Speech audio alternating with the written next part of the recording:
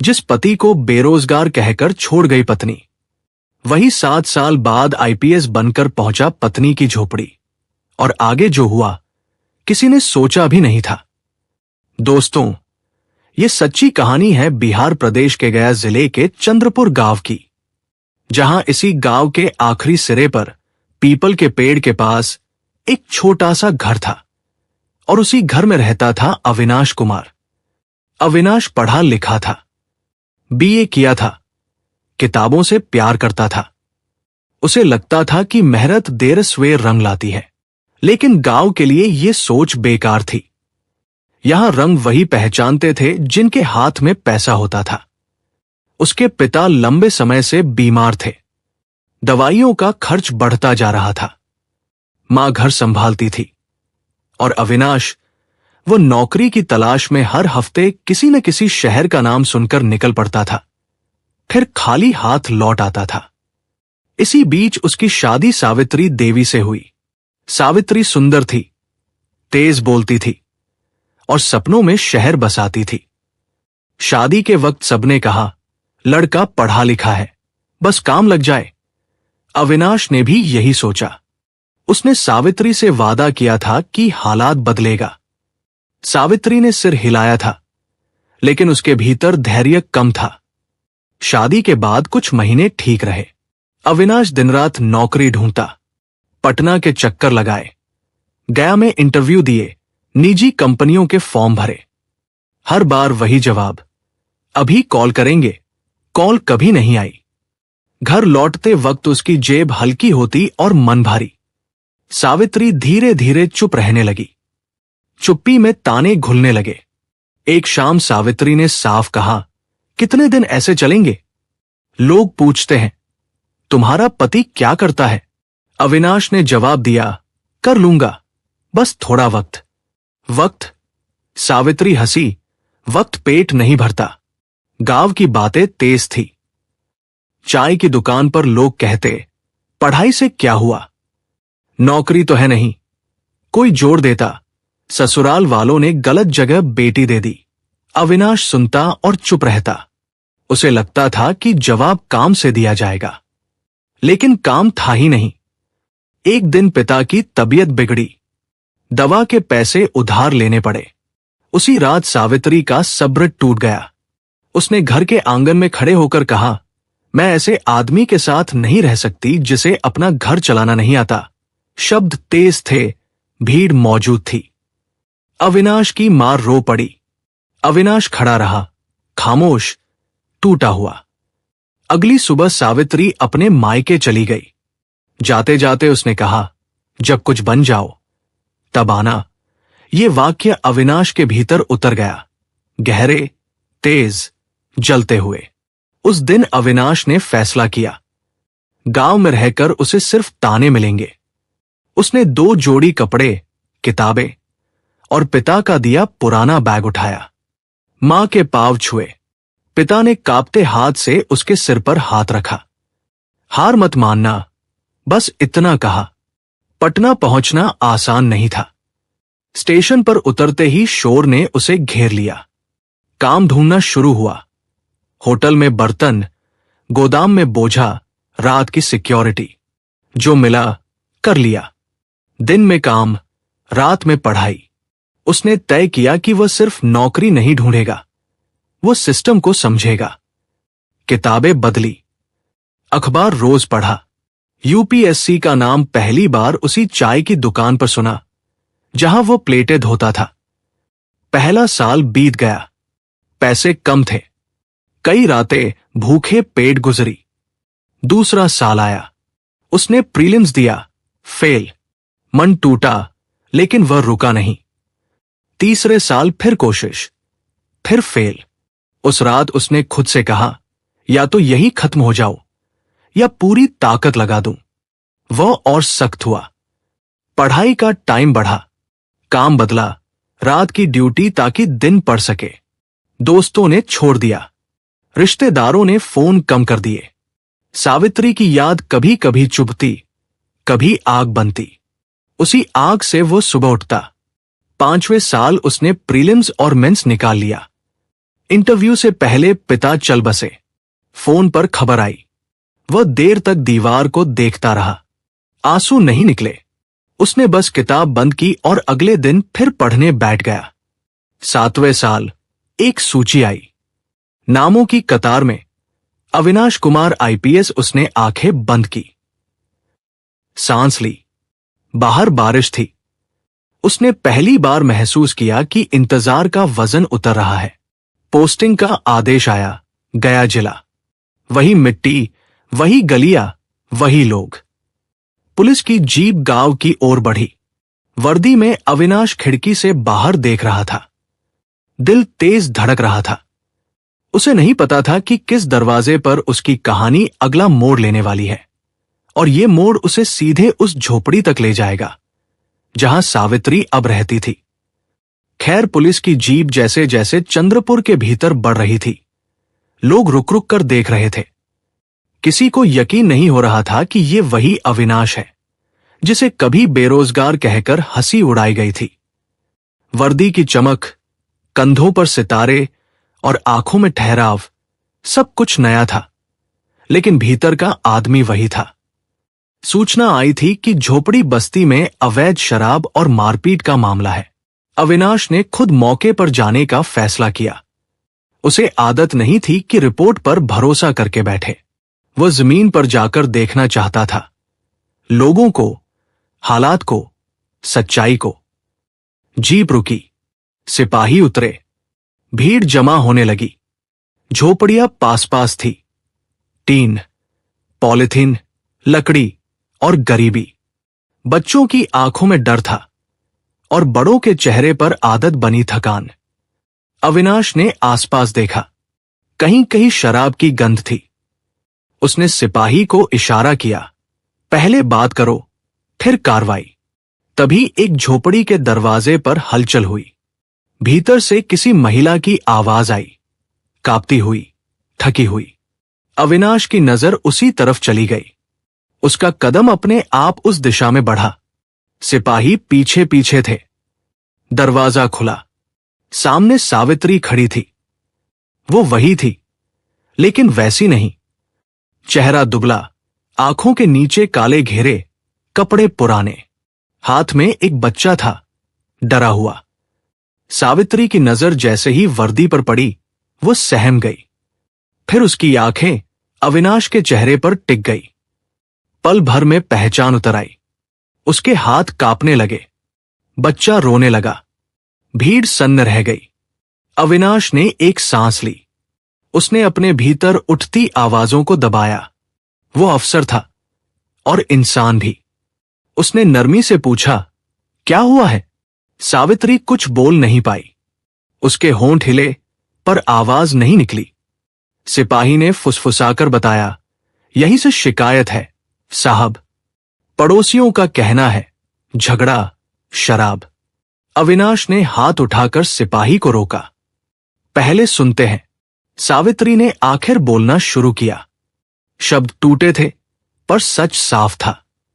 मायके में उसे अपनाया नहीं गया। दूसरी शादी हुई, वह भी टूट गई। आदमी शराबी निकला। मारपीट रोज की बात थी। काम छूटा, पैसा नहीं रहा। झोपड़ी में आकर रहना पड़ा। बच्चे की जिम्मेदारी अकेले। आज भी झगड़ा हुआ था। पड़ोसी की शराब की बोतल टूट गई थी। इल्जाम उसी पर आ गया। अविनाश सुनता रहा। चेहरे पर कोई भाव नहीं बदला। भीतर कहीं कुछ खिसका, पर उसने उसे काबू में रखा। उसने आसपास देखा। लोग सच्चाई जानते थे, पर बोलने से डरते थे। उसने सिपाही से कहा, पहले शराब की सप्लाई बंद कराओ। जिसने मारा है उसे बुलाओ। किसी ने इधर उधर इशारा किया। आरोपी सामने लाया गया। नशे में था। अविनाश ने सख्त आवाज में बात की। जांच शुरू हुई। बोतलें मिली। कार्रवाई हुई। भीड़ छंटने लगी। मामला नियंत्रण में था। अविनाश ने आखिरी बार सावित्री की तरफ देखा। उसने कहा, डरने की जरूरत नहीं। शिकायत दर्ज होगी, मदद मिलेगी। सावित्री की आंखें भर आई। उसने धीमे से कहा, आप। अविनाश ने बात काट दी। अफसर हूं, अपना काम कर रहा हूं। वो पल भारी था। दोनों जानते थे कि ये मुलाकात यूं ही नहीं थी। सिपाही आगे बढ़े। जीप की ओर लौटने का इशारा हुआ। अविनाश ने कदम मोड़े, लेकिन 2 कदम बाद रुक गया। उसने बिना पीछे देखे कहा, कल सुबह थाने आ जाना, कागज पूरे कर देंगे। जीप चली। धूल उठी। सावित्री वहीं खड़ी रह गई, बच्चे को सीने से लगाए। उसके भीतर सालों पुरानी यादें एक साथ उमड़ आई। ताने, छोड़ना, वो वाक्य, जब कुछ बन जाओ तब आना। उधर जीप में बैठा अविनाश खिड़की से बाहर देख रहा था। उसका दिल शांत नहीं था। उसने खुद से कहा, काम और भावना अलग रखो, लेकिन जिंदगी हमेशा नियम नहीं मानती। रात को थाने में रिपोर्ट पूरी हुई। अविनाश देर तक बैठा रहा। उसने फाइलें पलटीं, पर ध्यान भटकता रहा। अंत में उसने आदेश दिए। झोपड़ी बस्ती में नियमित गश्त, अवैध शराब पर सख्ती, महिला सहायता डेस्क की तैनाती। अगली सुबह सूरज निकला। सावित्री बच्चे का हाथ पकड़े थाने पहुंची। डर और उम्मीद साथ साथ थे। डेस्क पर बैठी महिला सिपाही ने उसे पानी दिया। कागज बने, शिकायत दर्ज हुई, प्रक्रिया शुरू हुई। अविनाश बाहर से सब देख रहा था। उसने किसी को पहचान का संकेत नहीं दिया। उसने सिर्फ सिस्टम को चलने दिया, जैसा उसे चलना चाहिए। शाम को उसने फैसला लिया। उसने एक सामाजिक संस्था से बात की। अस्थायी आश्रय, इलाज, कानूनी मदद। आदेश निकले। सावित्री को खबर दी गई। जब सावित्री ने सुना कि मदद मिलेगी, उसकी आंखें भर आई। उसने पहली बार अविनाश की तरफ सीधे देखा। अविनाश ने सिर झुकाया, न सम्मान के लिए, न बदले के लिए, बस इंसान होने के लिए। गांव में बातें फैलने लगी। लोग फुसफुसाने लगे, वही है। कुछ शर्मिंदा थे, कुछ हैरान। अविनाश ने किसी की तरफ नहीं देखा। वह जानता था, कहानी यही नहीं रुकती। उस रात थाने के कमरे में अकेला बैठा अविनाश सोच रहा था, क्या माफी आसान है? क्या मदद काफी है? क्या बीते हुए शब्द लौटते हैं? और उधर उसी झोपड़ी में सावित्री बच्चे को सुलाते हुए यही सोच रही थी। क्या सच में वही है? क्या जिंदगी पलट सकती है? क्योंकि अगले दिन उसी झोपड़ी के सामने, उसी सड़क पर वही सवाल जवाब बनने वाले थे। अगली सुबह चंद्रपुर में अलग तरह की थी। लोग जल्दी उठ गए थे। झोपड़ी बस्ती में फुसफुसाहट थी।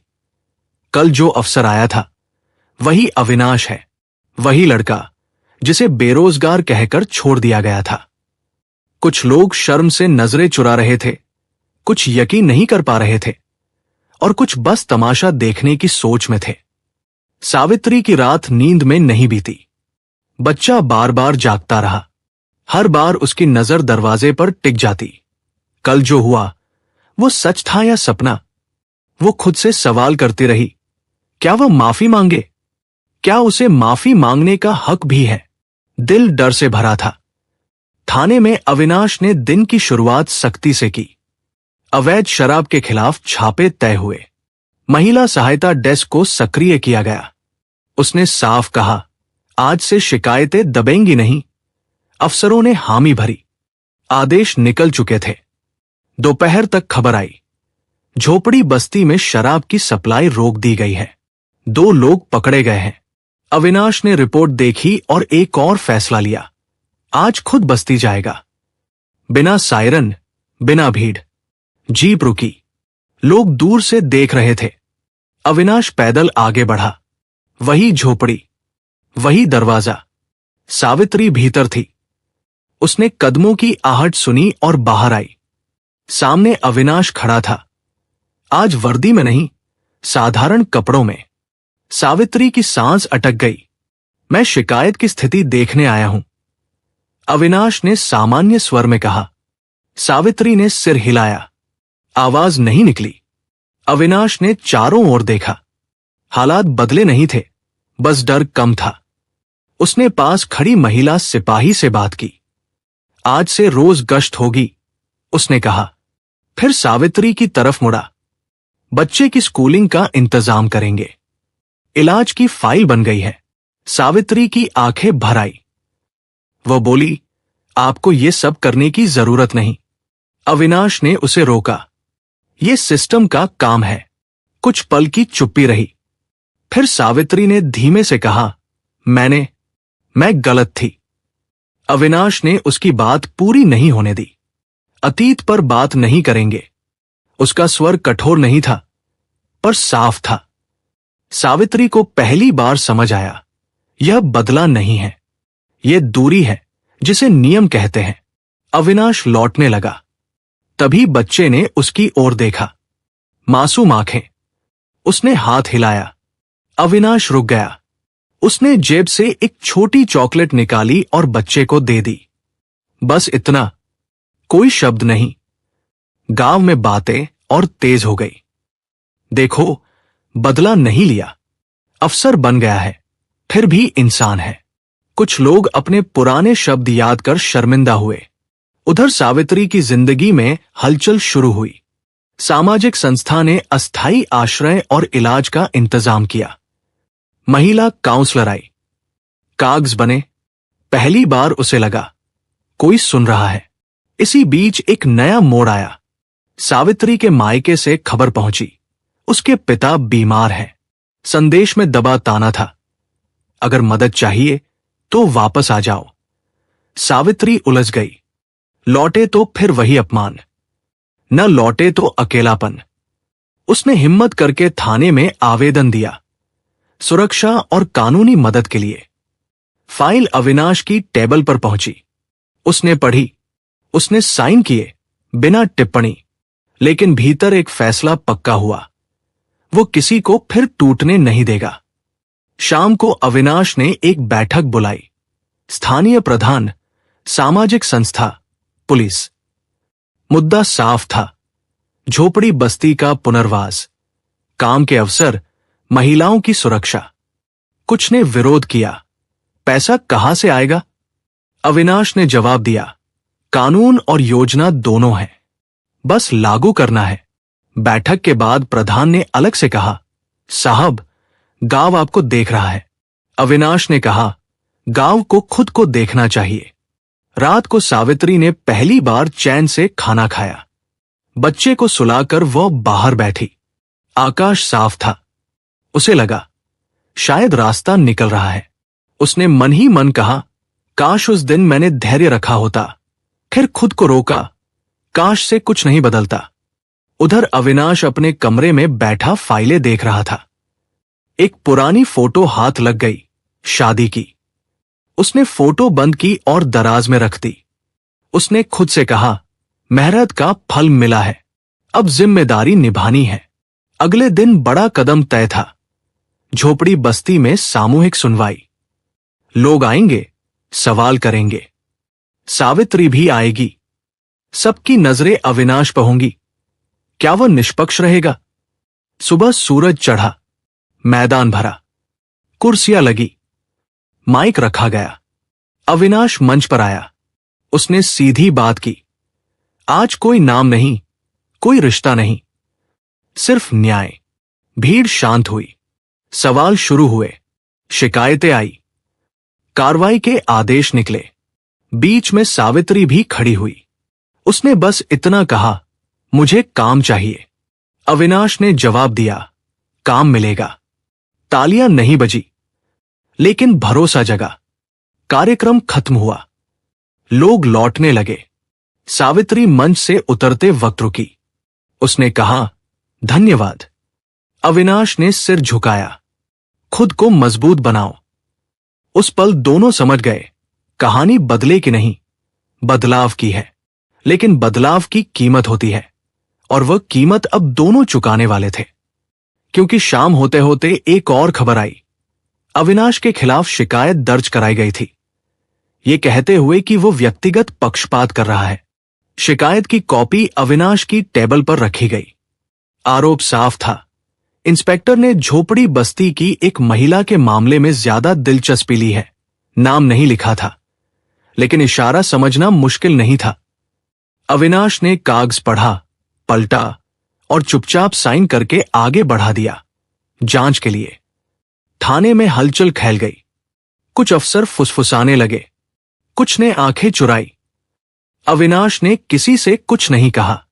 उसने बस अपना काम जारी रखा। वह जानता था, अगर सच है तो टिकेगा, और अगर नहीं तो भी टिकेगा। उधर सावित्री को खबर लगी।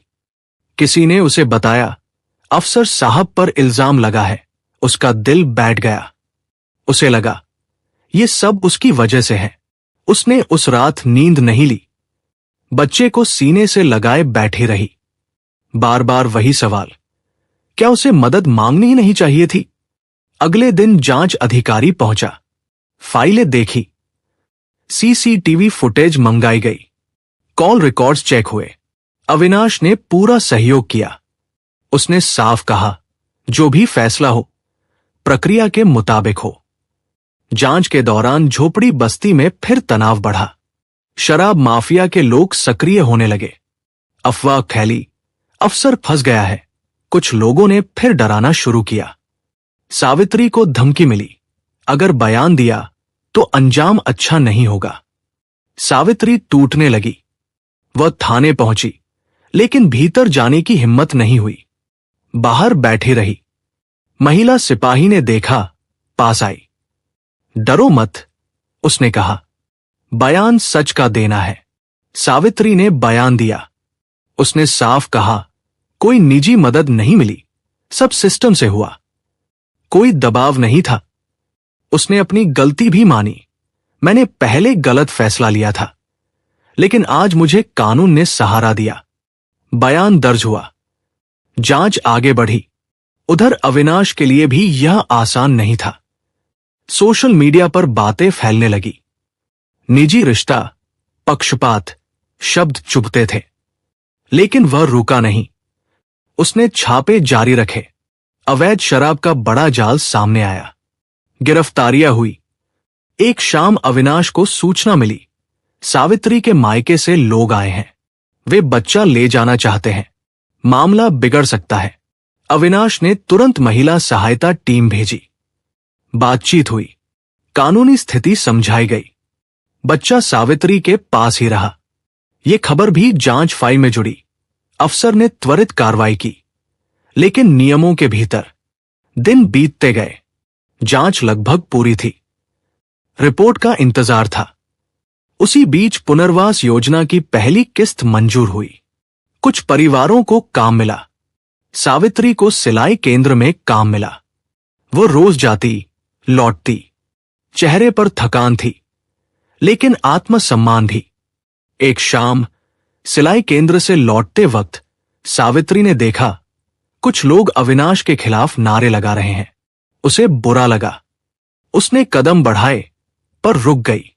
वह जानती थी, अब उसे बोलने से ज्यादा काम करना है।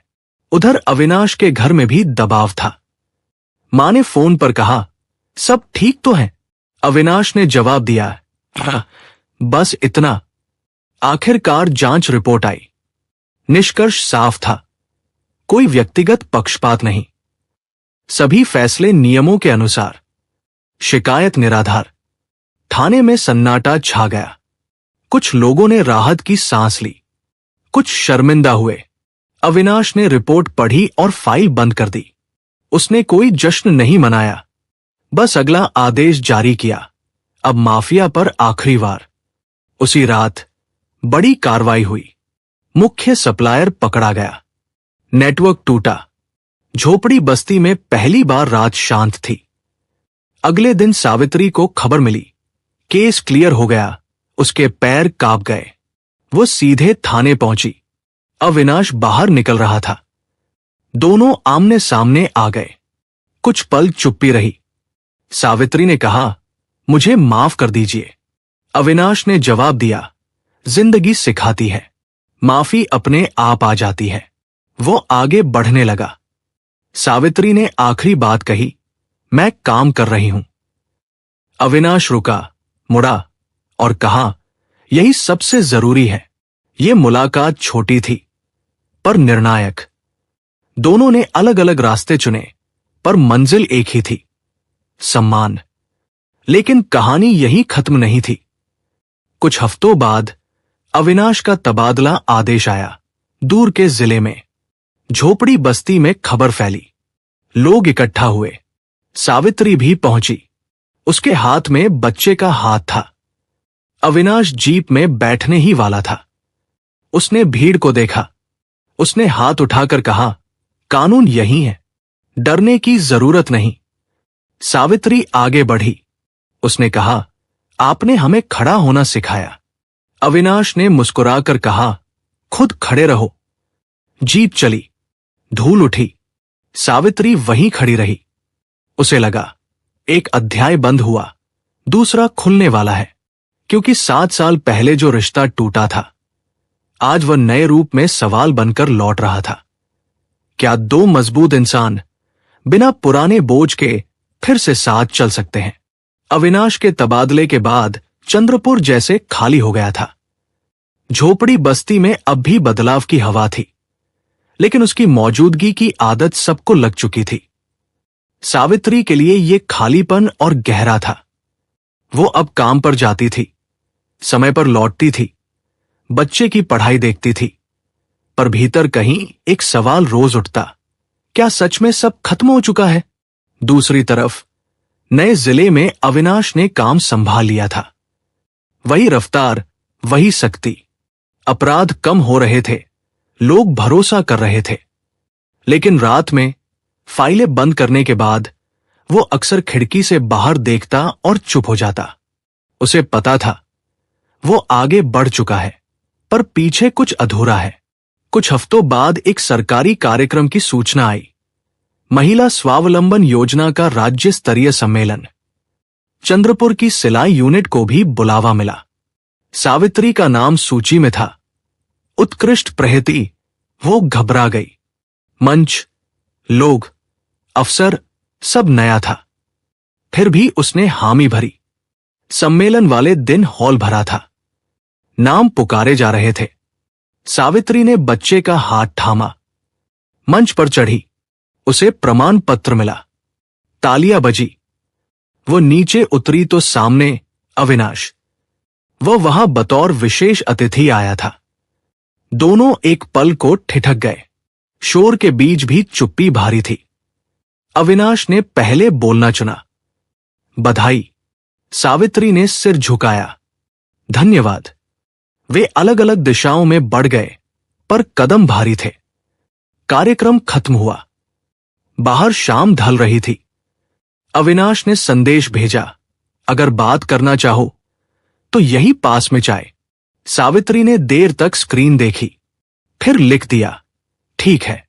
चाय की दुकान साधारण थी। दोनों आमने सामने बैठे। कोई आरोप नहीं, कोई सफाई नहीं, बस वर्तमान।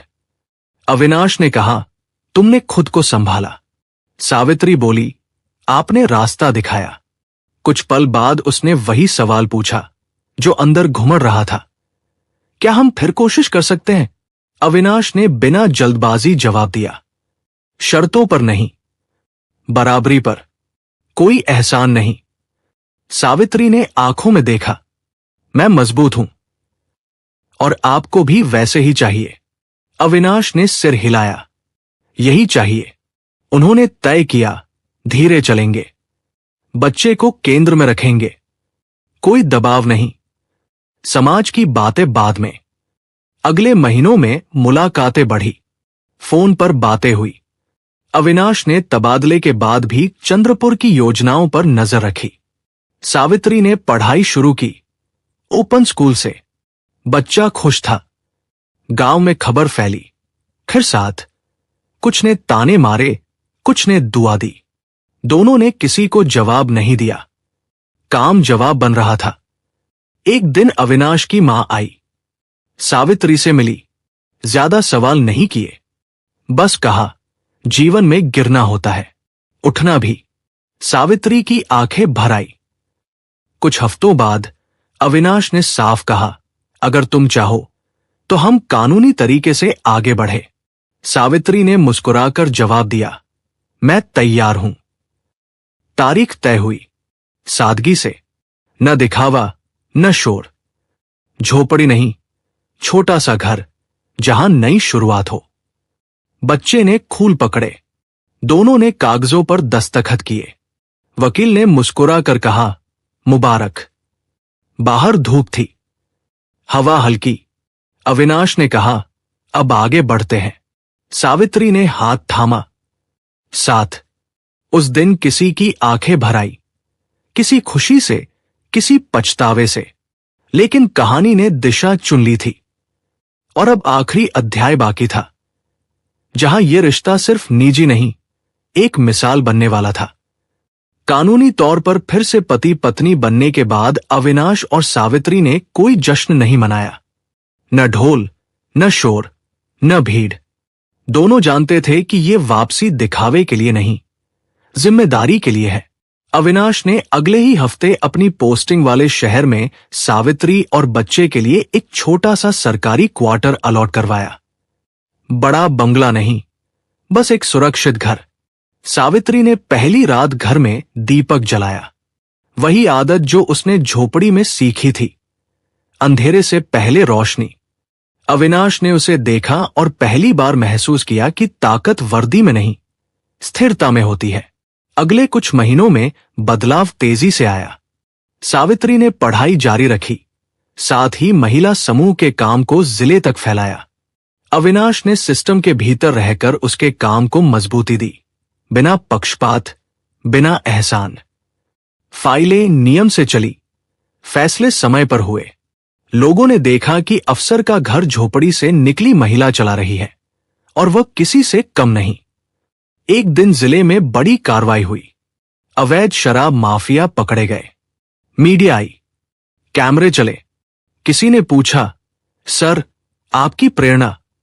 अविनाश ने बस इतना कहा, मेरी पत्नी। सावित्री पीछे खड़ी थी, आंखें नम, रीढ़ सीधी। पर कहानी यही आसान नहीं थी। एक पुराने रिश्तेदार ने सवाल उठाया, पहले छोड़ दिया था, अब क्यों अपनाया? सावित्री ने पहली बार खुलकर जवाब दिया, क्योंकि मैं बदली हूं। और जो बदले बिना लौटे वो रिश्ता नहीं, समझौता होता। धीरे धीरे गांव की सोच बदली। वही लोग जो कभी ताने देते थे, अब अपनी बेटियों को सावित्री के पास भेजते, सीखने, समझने। वो सिर्फ मदद नहीं करती थी, दिशा देती थी। एक शाम अविनाश देर से लौटा, थका हुआ। सावित्री ने चाय रखी, बोली, आज बहुत काम। वह मुस्कुराया, आज सुकून। बच्चा बीच में कूद पड़ा, मां, पापा, कल स्कूल में मुझे मंच पर बोलना है। सावित्री ने कहा, क्या बोलोगे? बच्चा बोला, मेरे पापा पुलिस है और मेरी मम्मी बहादुर है। उस रात अविनाश देर तक जागा। खिड़की से बाहर देखा। उसे याद आया वो दिन जब उसे नकारा कहा गया था, और ये दिन जब उसका घर उसका गर्व था। कुछ महीनों बाद राज्य स्तर पर सावित्री को सम्मान मिला। मंच से उसने कहा, किसी को कमजोर समझने से पहले उसे समय दीजिए। और खुद को भी। तालियां देर तक बजती रहीं। कहानी का आखिरी मोड़ तब आया जब वही महिला, जिसने कभी सावित्री को मायके में अपनाने से मना किया था, मदद मांगने आई। सावित्री ने बिना अतीत खोले मदद की। बाहर निकलते वक्त उसने कहा, नफरत में समय नहीं गवाया जा सकता। शहर ने देखा, ये जीत बदले की नहीं, बदलाव की थी। और एक दिन वही चंद्रपुर, जहां से सब शुरू हुआ था, वहां एक नया केंद्र खुला। नाम था नई शुरुआत। उद्घाटन में अविनाश नहीं बोला। उसने माइक सावित्री को दिया। उसने सिर्फ एक वाक्य कहा, अगर किसी को बेरोजगार कहकर छोड़ दिया गया हो तो याद रखिए, हालात बदलते हैं, इंसान भी। दीपक जले। लोग चुप थे, आंखें बोल रही थी, क्योंकि ये कहानी बताती है कि सफलता सबसे बड़ा जवाब होती है और माफी सबसे बड़ी ताकत। क्या हम किसी को उसके आज से आंकते हैं या उसके कल का इंतजार करते हैं? क्या रिश्ते शर्तों पर टिकते हैं या समझ पर? कमेंट में अपनी राय जरूर लिखें और अगर ये कहानी आपको सोचने पर मजबूर करे तो इसे आगे बढ़ाइए। किसी एक तक नहीं, सब तक पहुंचाइए। वीडियो को लाइक कीजिए, शेयर कीजिए और ऐसे ही सच्चे किस्सों के लिए चैनल स्टोरी बाय एसके को सब्सक्राइब कीजिए और जुड़े रहिए, क्योंकि कभी कभी एक कहानी किसी की जिंदगी बदल देती है। मिलेंगे अगली कहानी में, तब तक अपना ख्याल रखिए। जय हिंद, जय भारत।